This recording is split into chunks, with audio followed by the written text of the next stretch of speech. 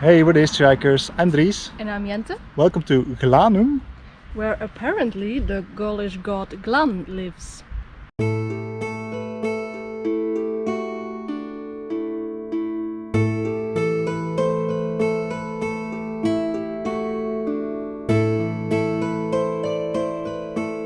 This area was first settled by the Gallic tribe of the Saluvians in the 6th century BCE.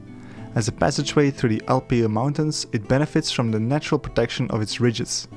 Another considerable advantage is the rich soil and the vital presence of a permanent spring. This made it practically and strategically the perfect location for their oppidum, or fortified settlement. It was centered around a spring which was dedicated to the Celtic god Glan or Glanis. This god is unique to Glanum and not found anywhere else in Gaul.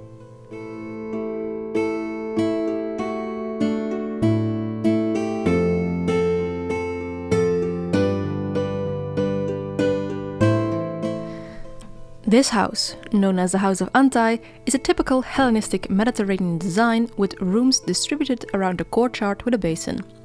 Impressively, 7 original Tuscan columns survive.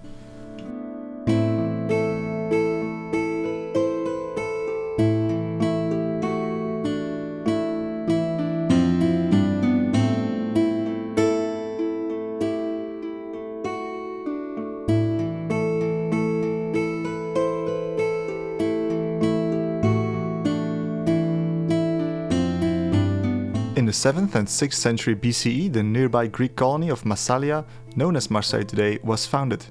The Saluvian people slowly but surely got integrated into a wide Mediterranean trade network, which gave rise to Greek influences in their oppidum. A certain Hellenization of the architecture can be perceived over the next centuries. The town expanded with the construction of new Greek-style buildings like the Hellenistic houses and the Bouleuterion. The most notable example is undoubtedly the construction of a monumental center much resembling Greek cities.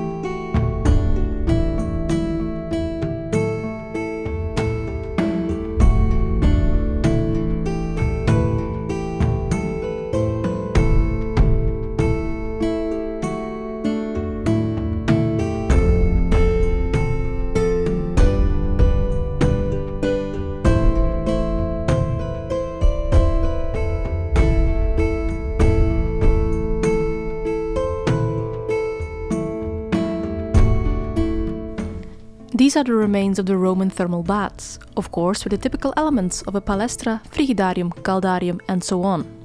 For a more in-depth look at Roman baths, we highly recommend you watch some of our other videos, like the one on the Gallo-Roman site at Sanxenxo.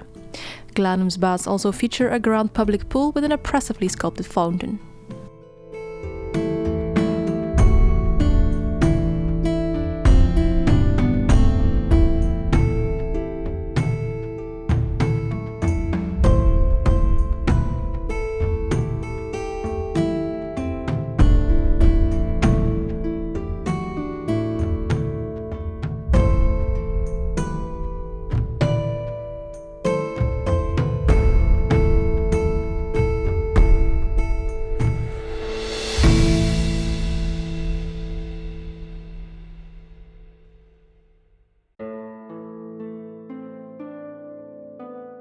The 2nd century BCE was a golden age for the town, which was now known as Glanon. Around this time, so-called Gallo-Greek inscriptions also began to appear on the site. These are written in the Greek alphabet but translating from the Celtic language. At the peak of the town's prosperity, brought on by the prestige of its healing sanctuary, the town even began minting its own coins with the Greek inscription Glanikon.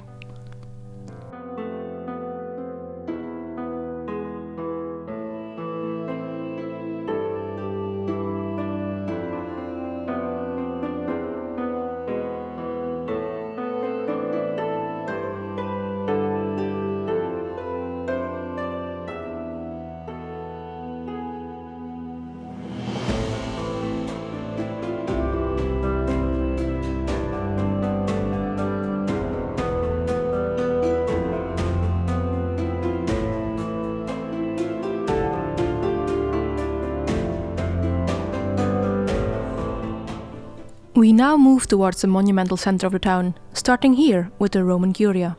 The rounded apse is visible outside.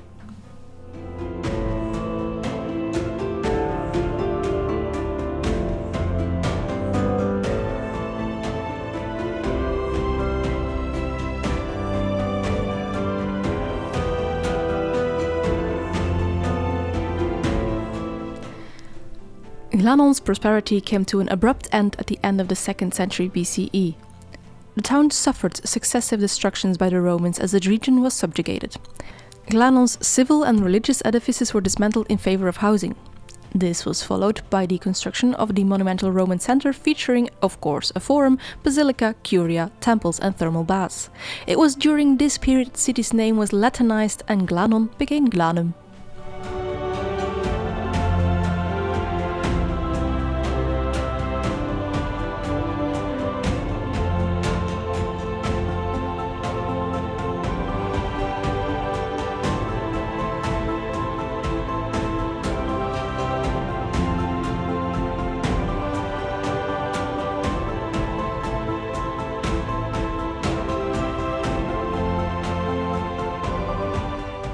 To our left we can see the outlines of the Roman basilica.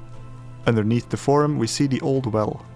Behind the basilica are the remains of a temple.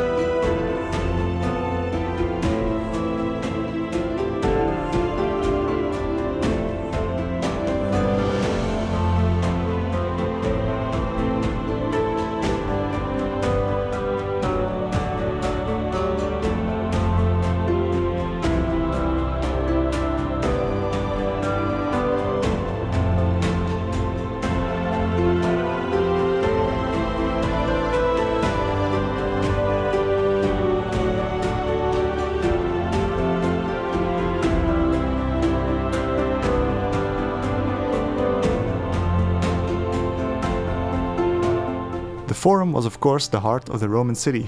Historically there were 4 phases of construction here. The Hellenistic monumental center was replaced by houses.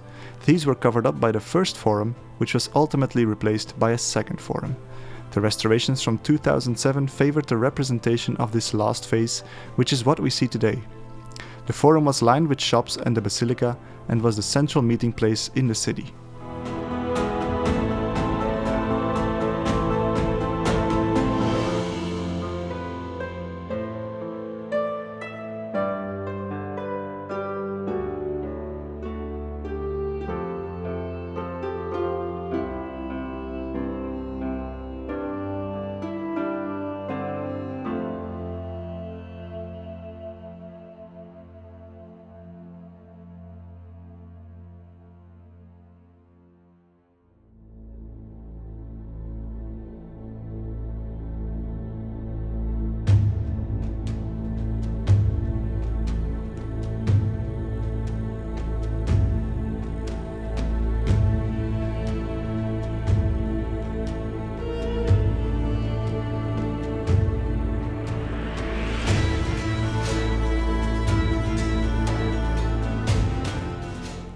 Following Caesar's conquest of Gaul, Glanum gained a new administrative status as an oppidum Latinum. Its people were granted Latin rights, meaning the aristocracy were eligible for Roman citizenship. The city grew ever northwards towards the plain. During the Roman Empire, the city acquired impressive urban facilities, though its importance as a healing center began to wane.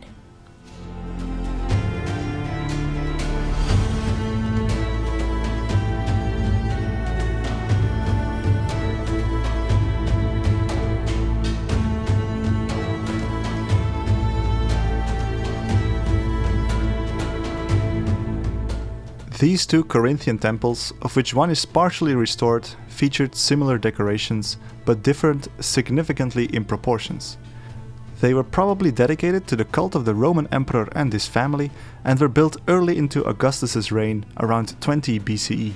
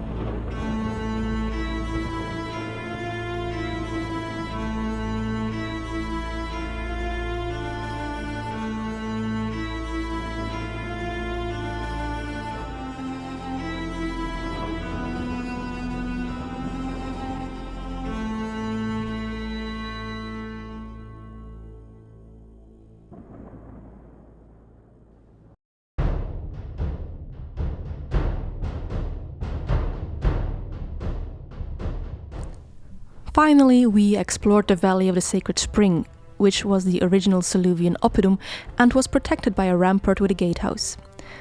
The road inside the valley is lined with monuments and temples.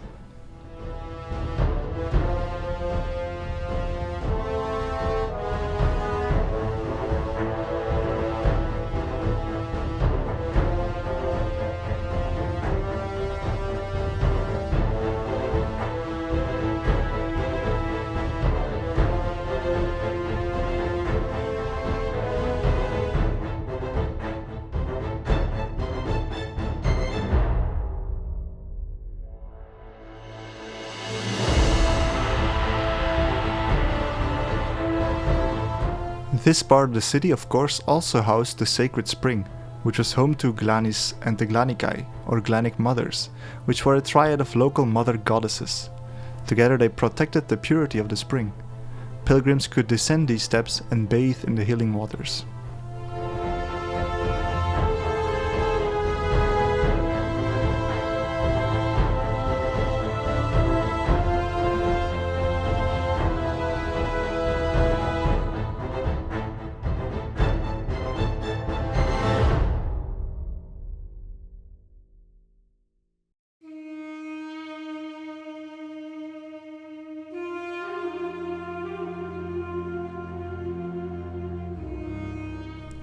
Elsewhere in this sacred part of the city were a temple to Hercules, houses, and a smokehouse.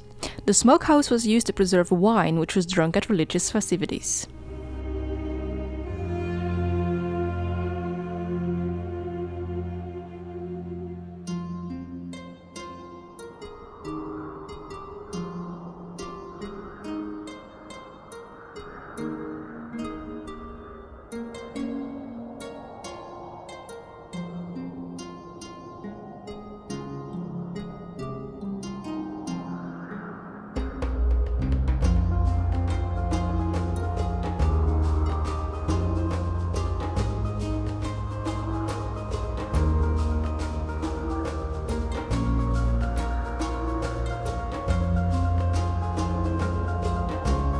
Around 270 CE, the city of Glanum was destroyed and gradually abandoned with the first wave of Germanic invasions. The rise of Christianity also ended the worship of Glanis. The inhabitants chose to settle further north, in the present-day town of Saint-Rémy-de-Provence. To do so, they reused stones from the ancient city and its monuments were dismantled. Glanum was lost to time and got buried under a remarkable 8 meters of dirt.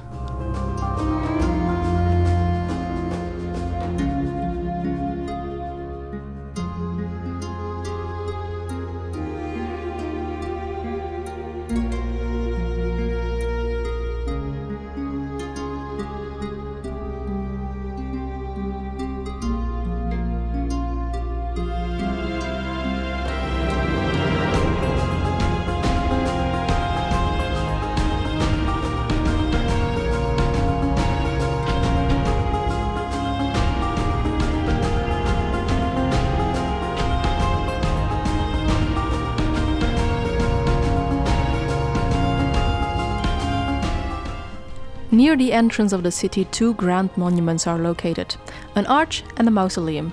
The mausoleum was built by three brothers, Marcus, Sextus and Gaius of the Julii family. It was dedicated to their parents and probably their eldest brother too. It is richly decorated, especially the base, which shows intricate battle scenes. The monumental arch was the gateway to the city and is less well preserved. The top third is missing. These two grand monuments were all that remained standing after the city was abandoned and covered with soil. They marked the location of a once impressive Roman city, which was forgotten by the world.